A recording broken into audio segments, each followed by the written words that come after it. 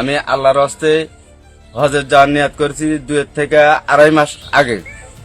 এখন সবকিছু গোছাতে পারি নাই, আমি সামান্য কিছু কাগজপাতি গোছাছি আমি। আর আমার যে ভিসাটো, আমি এই ভিসাটো সংগ্রহ করতে পারি নাই। আর আমি যদি এই ভিসাটো সংগ্রহ করবার যাই, আমার আর্থিক অবস্থা কুলায় না, আমি একজন সাধারণ গরিব মানুষ।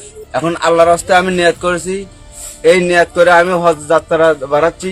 কোনো বর্ডারে কোনো জায়গায় যাতে আমার যাতে অসুবিধা না হয়, আমি এই একটা আবেদন সরকারের কাছে জানালাম। দেশবাসী আমার জন্য যেন দোয়া করে, আমি সবার জন্য দোয়া করবো, আমি যেন আল্লাহর হস্তে ভালো ভালো পৌঁছতে পারি। নিয়তি করছে আমার কাছে এই কথাই কষ্ট বাবা। হ্যাঁ সব দোয়া করি বাবা, কোন কি আমি দোয়া করে আরো 5 আল্লাহ করার, তা আমি করছি বাবা। আপনি যে হজে যাবে ওনার ছেলে, কি নাম আপনার? আমার নাম মোহাম্মদ মোস্তাফিজুর রহমান। মোস্তাফিজুর রহমান। কোন ক্লাসে পড়েন? আমি এসএসসি পরীক্ষা দিছি 2025 ব্যাচ। তাই না? আপনার আব্বা কখনই নিয়ত করেছিল হজে যাবে? আমার জানা মতো প্রায় 1 মাস আগে।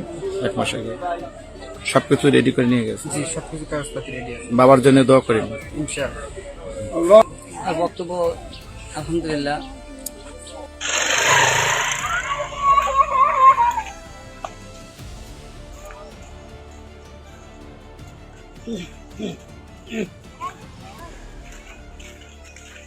মানুষ তাকে আগায় দেওয়ার জন্য তার পিছনে